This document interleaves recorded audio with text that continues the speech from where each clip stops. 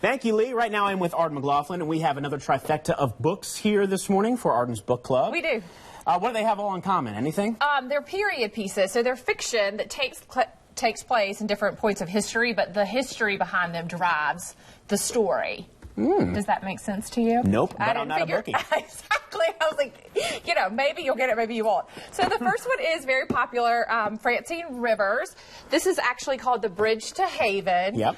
And this takes place in the 1950s and a child dealing with abandonment from several different people in her life and how she runs the opposite way, but how that time in history she actually becomes a Hollywood starlet and what Hollywood is like in the 1950s and how it kind of drives her life and the choices that she makes. So, really great book. This kind of falls into the chick lit category, if you will. Okay, so this is a really creepy book, but I think some people will find it very fascinating. Behave. And it actually takes place where in the 1920s where parenting issues were coming into play, and it is based on fact, but it is kind of some fiction too, but some of the things that they put children through to try to make their behavior patterns be better or figure out what makes certain children tick in their brain waves and that sort of thing. So, a little creepy. Interesting, kind of creepy. But a lot of people will love it. What's your last option? The Passel of Trouble. Now, this is by a lot of folks locally will know him. Joe Epley. He had a PR firm here forever. He was actually my boss at one point in time. Right. And this is his second book he's written.